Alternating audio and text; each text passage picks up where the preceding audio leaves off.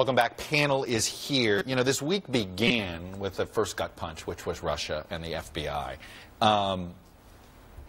Where is the state of the Trump presidency, Tom? I mean, here we are, tomorrow's day 67. We had the travel ban. It's been blocked twice. Health care can't get done. Now he wants to do tax reform. Russia's expanding. This is not a presidency that's going to have a 100 days event that's going to feel good at this point.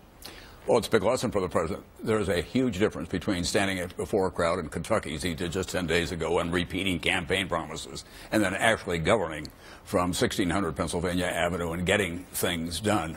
I think we can see in the next week or so that Mitch McConnell will begin to take control on the Senate side of some of the issues that they want to deal with. Deregulation, taxation, for example, getting Gorsuch through. Those kinds of things will begin to lift, but it won't be Trump who's getting that done for him.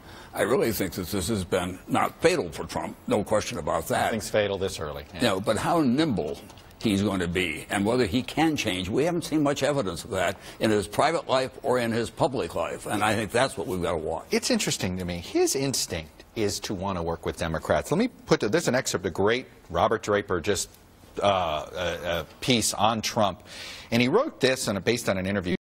Seem much less animated by the subject of budget cuts than the subject of spending increases. This is Trump. We're going to prime the pump, he said. In other words, spend money to make a lot more money in the future, and that'll happen.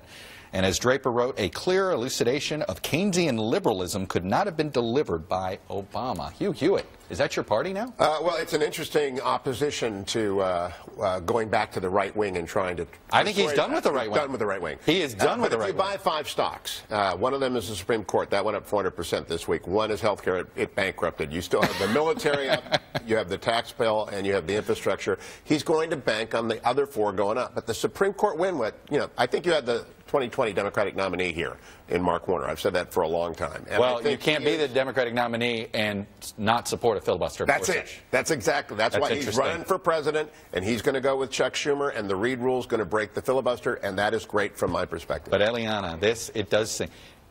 Does Donald Trump go to his Democratic instincts now?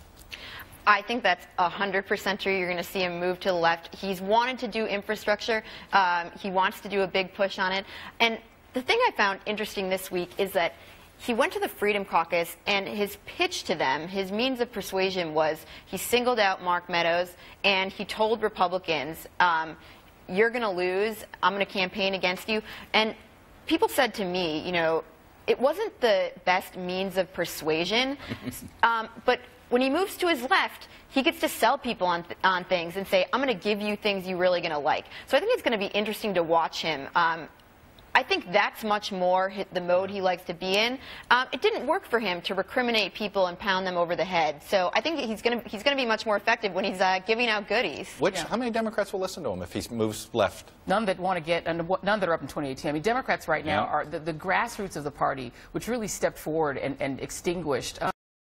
The party is now allowing the grassroots to lead them. But I will tell you, there is only one member of Congress in either body that Donald Trump really actually personally knows, and that's Chuck Schumer, and knows well. And he became a Republican, but if you recall, back in his old Roger Stone days in the 80s, he was railing against Ronald Reagan for being too tough on the Soviet Union. He's a very odd figure without a fixed ideology. And he's also a guy in business who's used to spending other people's money, borrowing it and not paying it back. But his mode is to spend a lot of money.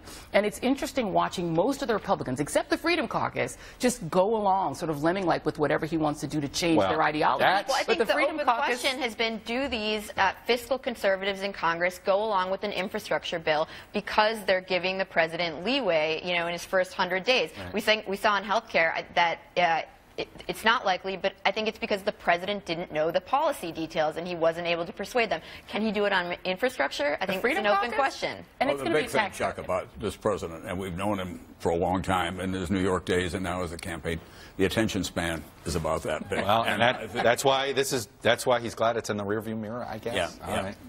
We're going to do a quick 45-second break.